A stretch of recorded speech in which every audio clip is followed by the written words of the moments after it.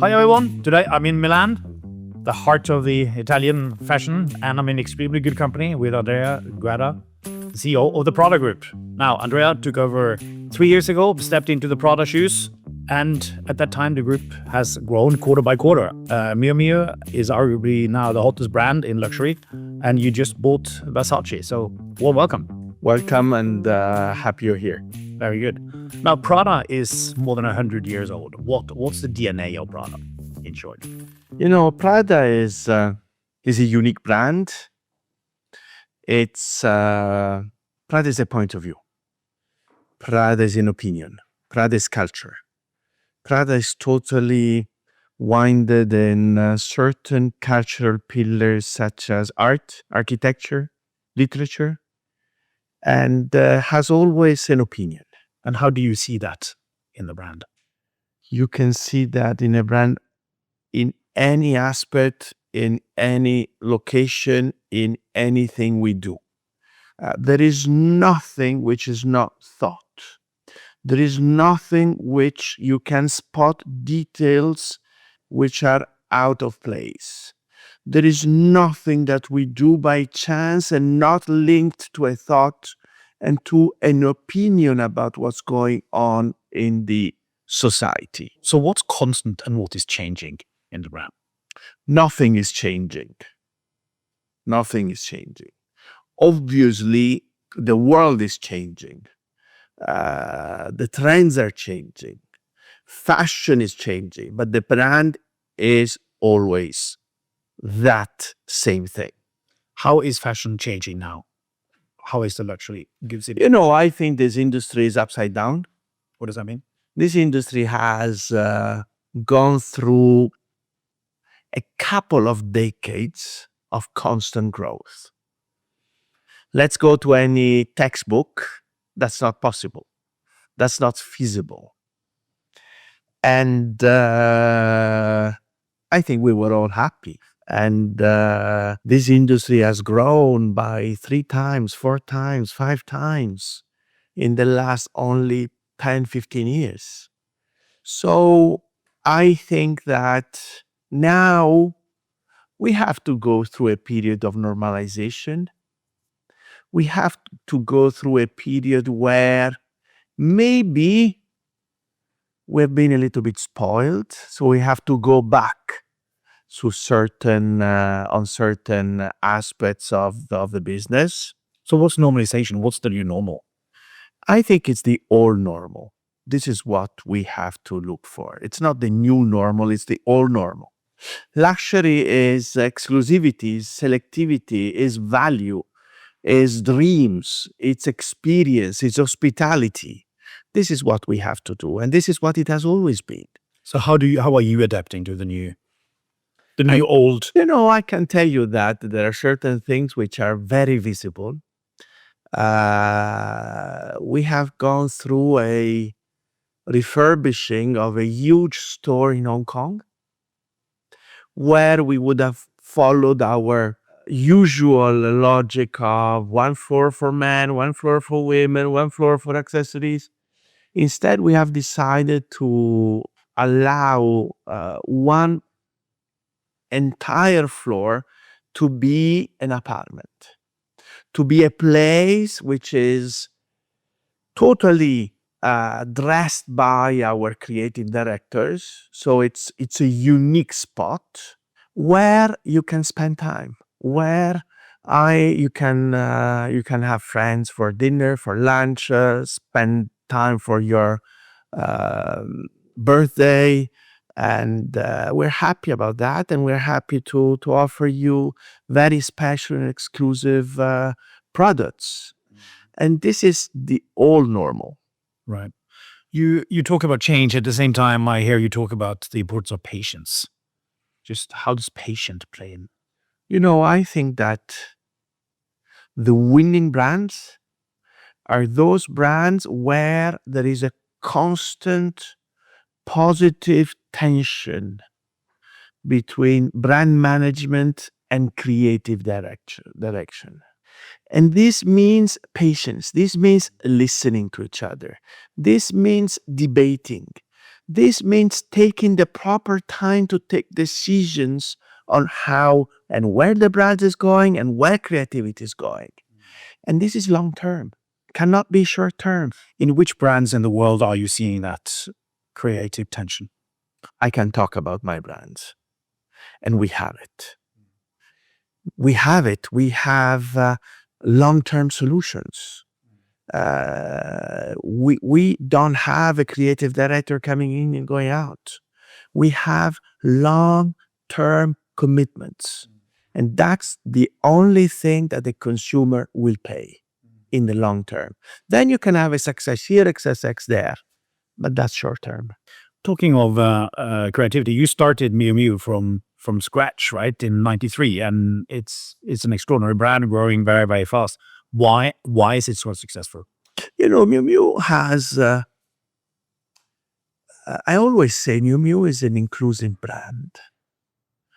Miu Miu is women only. It's imprinted in a young lady, but it's inclusive. You don't feel wrong in wearing Miu Miu on a Monday morning or on a Saturday night. You don't feel wrong being 25 years old and 50 years old. You don't feel wrong with Miu Miu. You say that it's rebellious. How it's out of the schemes. It's out of the fashion logic. How large can a brand and still be rebellious and out of the fashion? I think it's if we look to ladies only brands, there are brands which are 4 or 5 times bigger than us. So I'm not alluding that we have to be there, but there is space to grow. But what is important is that we have somehow attracted a lot of brands in our field. We don't have to move from our field. Typically, you see these 3-year cycles. Do you think we'll see that with? This is a 5-year cycle, which has lasted longer than what we expected. And we need to be ready for normalization. We need to be ready for normal growth. And, you're never ready for that. But we have to be ready for that. We don't have to be complacent. It's we have to be pretty masochistic. What are the tools you use to be masochistic? It's no. My usual answer is no. We're offering you another store. No. We're offering you this opportunity. No. So this is what we do. We had 170 stores 3 years ago. I think we got 176 today with the kind of growth we had. So I prefer to enlarge certain stores, but I don't want new stores. In 5 years' time, maybe we will have 180 stores, 185 stores, but that's it. And that gives you the idea that we have not opened the gates to success. We have not gone in new categories. We're not open to men. It's us. This is what we are. This is who we are. And these are the who we want to talk to. Tell me about emotions and dreams. It's all about emotions and dreams. I'm always, and this is happening since I was selling white goods. Can you imagine? Because I have known you for 20 years. and you have talked about this all the time. And this is it. If I'm able to tell you a story that makes sense, if I'm able to get your emotions going, it's much easier to have your hand go into the pocket and getting the wallet out. But I need to be absolutely credible, and I have to be into the brand, and I have to engage you. And this is everything we're trying to do. Where did you learn storytelling? I think I think that in management. Like, did you have a grandfather who were telling you when you were there? If I take my father probably was saying 5 words in a day. So it was not a storyteller. I can tell you that there are 2 things in management which I particularly trust. One thing is that people and emotions are the vehicle to everything. The second is when you're able to manage the mix, your profit and loss is solid. Mm. And these two things go much together, because when you're telling a story, you need to understand if you're going towards an entry price or if you want to dream of 100,000 euros. And it's not anymore how you're dressed, how you're entering a store, who you are, because tech has totally revolutionized the society and how people are coming into stores. And sometimes you can be really misinterpreting what's happening in the store right now. The world is changing and the media picture is changing, and we got social media and we got attention spans like ants. How does the storytelling art change? I think there are two things. First of all, when people are asking me how are we using artificial intelligence, the main part we're using artificial intelligence is in our CRM. So Customer relationship management. yes, we are working like hell, hours and hours, to really understand which message to which people and how to personalize that message to that person in that moment. And the more you're able to do that, the more business becomes hot. Okay, so I'm coming into your store. You know my background. You know what I bought with you. But even before you're coming to my store, Okay. that's where everything starts. What do you sell me? What dream do you sell me? So, I think artificial intelligence today allows you to go into your data and really, what I always say, look alike. So you bought these things to me. I'm coming out with this new drop, this new package, these new ideas. And I think these new ideas have these characteristics. How can I match these things? And how can I match how hot you are in that moment to come into my brand and buy? And when I'm able to connect this, wow, I have conversion rates which I've never seen in my life. Well, I intend to buy a shirt in Milan, so let's see whether it's going to be a Prada shirt or not. Let's do. Where does this fit in with quiet luxury? I do not know where if it is what is quite. What is quiet luxury? I am not able to answer to this question. I don't think. There is brands which are the real thing is how credible is a brand. We're seeing brands going up, got brands going What does it down. take for a brand to be credible over time? It's what I was saying at the beginning. It's that respect of the brand with a creative job which makes sense at that moment. How do you get young people attracted to the brands? I think that this is the biggest concern, the biggest opportunity, and it's a great amount of our job. We're out today, exactly today, with a renylon period, which is this. So, as you know, Prada has been known for its nylon products since ages. Then sustainability comes, and we have recreated a nylon, which we call renylon, which is totally be sustainable, and anything you look at, you can read something about that fiber. We're out with a communication today, which is around the education, around pollution in oceans, nylon and plastics. And we are in our stores with a completely and unique collection of renylon, which we have linked to a communication to the younger generations. So using those media, attracting those kind of, let's call influencers, but also having certain price points. And it's working really well. Is sustainability dropping down on people's preference lists? Not on young. No. Not on young people. Not at all. For young people you don't have to think about that. You are in that sustainable world. you are in digital. You don't have to think about it.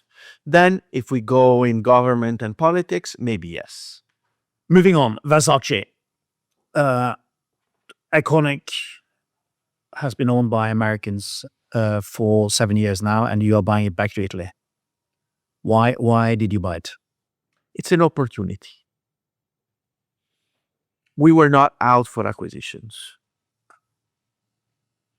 We feel that the two engines we had can take us somewhere close to 10 billion euros as an ambition. What's the DNA of Versace? Versace is something we like because, again, it was born in culture. It was born in this Magna Grecia, has this ancient Greek influence on Italian culture, and it's winded in pop. Versace invented glamour. Versace invented pop. Versace invented the great models. Versace invented music in the shows. So it's this spin, which is very different from our portfolio, but it's in our DNA that we love that everything goes and starts from culture. So when you have these things with glamour and the things you mentioned, and you take Donatella Versace out of it, does the brand still contain it?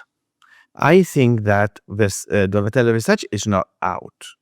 It's part of our team in giving an image and networking, which we love. This is the first.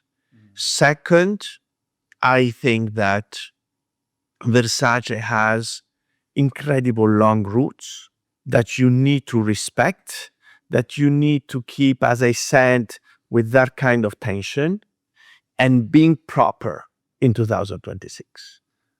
I just read an African proverb this morning that if you got long roots, you could take more wind. You know? I agree. Now, what did you see in Versace that other people didn't see? I think that many people have seen what we have seen, but we're ready to take the tackle. We're ready to take the challenge. It's not an easy job. Has been a little bit mismanaged as a brand, not as a business, and we're ready to go. And we feel that we know how to do a brand business. We are patient. We don't think that we have to be successful tomorrow morning, but we need to plant seeds. We need to nurture. We need to have the right people in place, and the team is ready to go. So that is something that we have done pretty quickly. And you have a new creative officer, Peter Mulier. Yeah, and this is, again, this has to be a really long-term relationship. How do you think he will change the expression of the brand? We will see. We will see. Around creativity, there is never anything that is already designed or written down. Is there like a uniform creative process across the brands? How does a creative process work? No.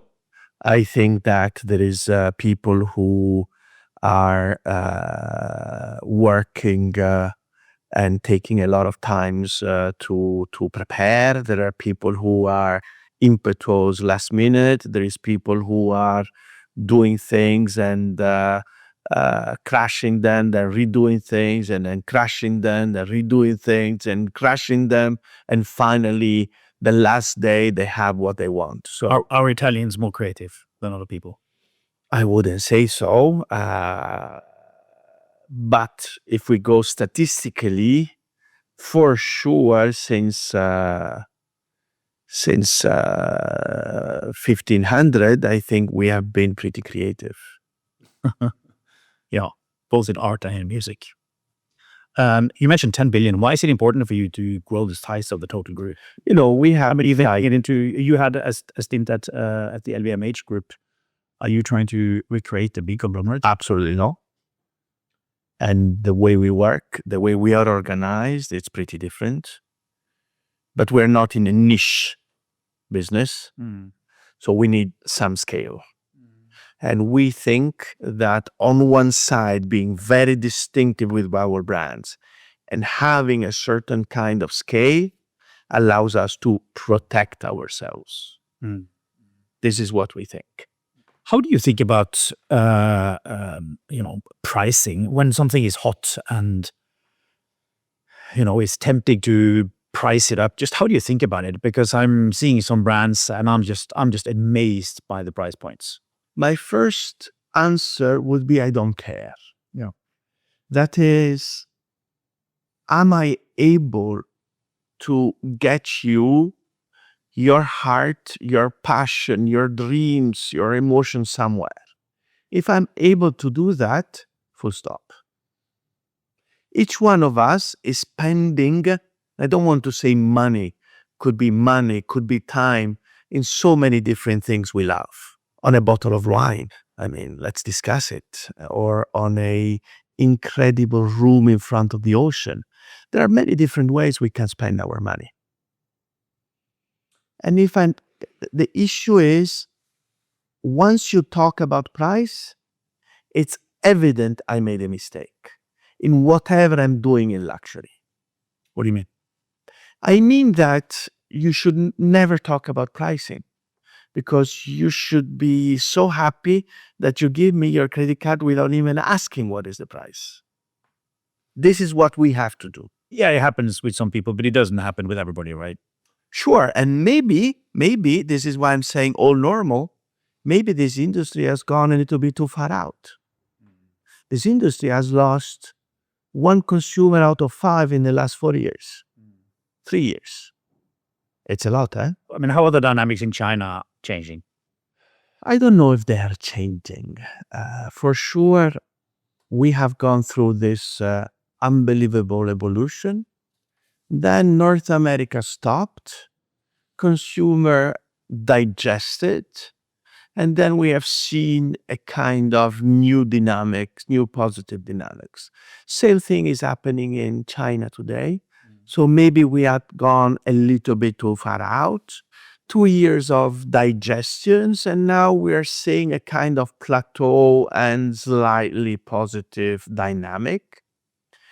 And I would say that even because of the wars, Europe today is the animal, or is the region that is digesting the great growth had.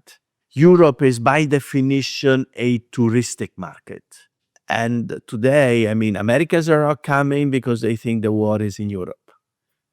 Asians cannot come because, it's so difficult today to fly over East-West. So Europe, I think, will have a little bit of normalization.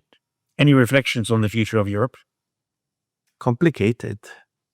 I mean, today Europe is in the middle of, it's the week in between big powers. I mean, it's unbelievable to see that our economics, our macros, it's probably the slowest, but we have the heaviest currency today. I mean, it's complicated. I don't think I am the person that can tell you what will happen macro to Europe, but for sure, what I can tell you from our point of view, that I hope that we are still able to demonstrate to the world that coming to Europe makes sense in a touristic manner. But today, Asians are really, I mean, compared to 2019, probably we're at 50% of what it was. Compared to 2022-23, Americans are probably minus 20, minus 25 compared to that. So I think that we need to rethink. Move on to leadership. How would people define your leadership style? Mine? Yeah. One day I read a book. I don't usually read business books at all. But there was a lady that was giving us a kind of session in the United States, and I read her book. And she was talking about resonant leadership, which I love, What is it? which is convincing your mind and convincing your heart that we are all in a journey with a very clear mission and allowing everyone to express to their best. This is what I think I'm doing every day. Are you as immersed in Prada as you were in Luxottica, in Italy? I think more. LVMH. Why? Because we are in a long generation evolution phase. So we have a very solid founders mindset, very strong. And on the other side, we also need to prepare the company for the long term. And what is fantastic by this Italian founders and family in Italy, that they have said, this is the route. Never seen in Italy. This is the route. It's very clear Lorenzo will be the leader in the long term. Andrea is helping this journey, and everyone knows it. Mm-hmm. And this is what we're trying to do. And how is it to be a leader then when people know that you are kind of the bridge between generations? I don't care. Either you are or you're not. And I don't think I have any issues with that. Why were you so keen to take this job? I know the family since 20 plus years. We have built the Prada brand in eyewear from scratch to over 1 billion. It's a big number for eyewear. And I love the way Mr. Bertelli was working on the products and collections. I love the way the spin on certain image events and coming into these places and looking on how Mrs. Miuccia was working. So I always loved them. So you got to know them through the eyewear Yeah. at Luxottica. Yeah. Yeah. And we knew each other very well. And we had other opportunities to come to work together earlier. But somehow I always said that I was not ready for that kind of cultural landscape that Prada Group was. Then Lorenzo joined in 2017-18. And we had this conversation again in 2022. And a lot of things started to change. Such as? The way the brands were much more clearly positioned, a completely new mission on sustainability, a completely new mission on the consumer, and cultural behaviors in the group. So we were really evolving in that way of working and way of relationship between people in the company. And I have seen it, and I said, I'm ready to help. When cultural relationships, what was changing there? Prada Group, as you know, and it's very well known in the industry, has been quite a hard group, which is fine, which I like. But then I love to allow people to express themselves. And I didn't think that at that time that was feasible. When I joined, I thought it was feasible, and I was right. So how are decisions made? It's fun. If you participate to certain meetings, you say, these guys are crazy. Mm-hmm. The debate is strong, but I love it. It's real expression. And can even last 10 days of, you need to be strong in this group. And once you understand the logics, It's really nothing personal, not as the Americans say frequently, nothing personal, then they kill you. But it's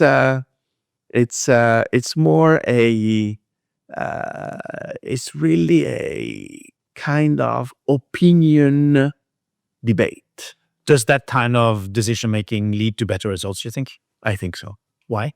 Because takes the best. It's not a lower compromise, it's an upper compromise. Compromise is one of the most fantastic behaviors of human beings, but it has to be in the upper side. How are you a different leader now compared to when you were younger? How old are you now? You are 60. You're in your prime. It's I've been lucky. It's 25 years I've been a CEO of public companies. And today I'm quicker. Unfortunately, in so many meetings, I already know what people are going to tell me. But this is part of the age. Do you still listen to them? I think I'm very good in listening to what they're not telling me. The other day, I finished up a conversation with one person, and we stayed together for half an hour, and I was saying, I see you strange these days. And he started talking. At the end of the meeting, I say, thank you, especially for the things you have not told me now. What are the kind of things that people don't tell you? Sometimes people are not always ready to confront on tensions, on problems, on issues, while it's so easy to say, okay, we have a problem. I don't care where it comes from, but we have a problem. Let's face it, let's understand, and let's be quick. Let's debate as much as we want, but then let's be quick. I hate that formal slide management. I cannot stand it anymore. So I introduced in this last year, certain rules. So you cannot come with a budget with more than 10 pages. And I love the guy, very funny. He came with 10 A3 pages, so he could write more things in. But this is what I love now. Do you not have overhead slides, like presentations? We have, Yeah. but short, please. Yeah. We can cut at least the first 15 minutes. I don't need to go to Adam and Eve again every time. In what other ways have you developed as a leader, you think? I still think that energy beats experience.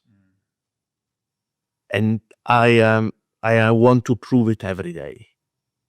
So these things that if you don't have an experience, you cannot hold that position, I don't believe it. But on the other side, I have that experience today. I mean, being 25 years as a CEO, where every bloody day you're seeing your result of the day before, you learn so many things. And I try to use it as much as I can. Where does energy come from, you think?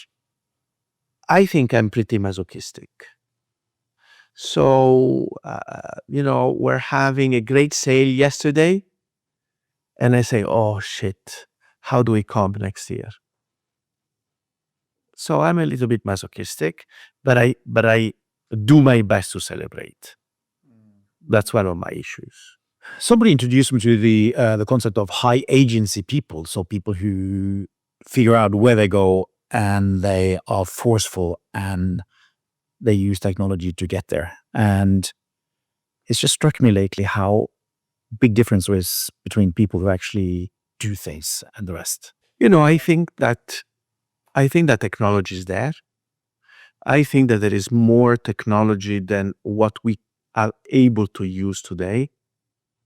So my constant mission is to make the culture of the company evolve. The more we're able to evolve, the more we become executors and able to use all the technology available. How are you changing the corporate culture at Prada? My desire is that one day I ask to people what has changed, and they say everything. And then I say, when? I don't know. So it's what I was saying before. It's a self-expression. This is what I'm trying to do every day.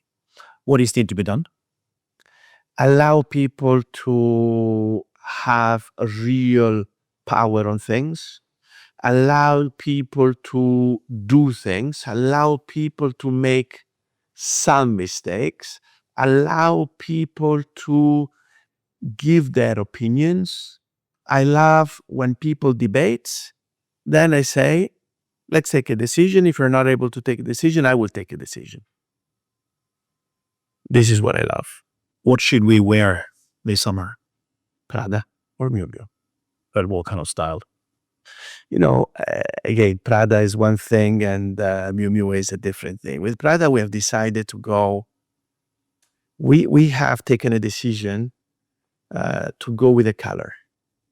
So we have decided that for us, this summer is white. And we have gone all in. And this will be very visible. And why is the summer white? You can ask this question to Mrs. Buch, not to me. And how risky is it for a firm to be all white? I don't care. It's not risky. This is our life. We have a point of view. It's never risky. It's risky to follow the trends. That's risky. I guess it's less risky to be white than pink. I think it's you need to always, in your brand, in your positioning, in your identity, I need to surprise you, I need to comfort you, and we need to do something new together. Well, you're not very white yet, so we'll see this summer. What do you read? I read basically novels, and I go back rereading things frequently. Such as? I'm rereading The Metamorphosis of Kafka today. And I have just finished to reread The Castle. I think that these guys had understood our contemporary world very well. And it's fantastic to read them again. I mean, waking up as a cockroach in the bed. Yeah, but this is what is happening to the society. Yeah. How do you relax? So easy. This is my very real talent. As soon as I'm out of here, I'm out of this. Black and white. And what do you do then? I swim, I eat, I travel, and I used to spend a lot of time with my family, but my 3 kids are grown, so I try to organize things so that they accept to do that with us. Do you cook? In my next life, Right. I will be a great chef. And what are the other things you will do in your next life? I think that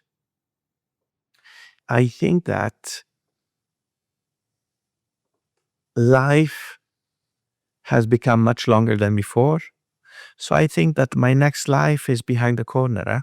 So I would love to continue to work heavily, fewer days. And my dream would love to be to mentor young, fantastic CEOs. And what would be your advice to these young people?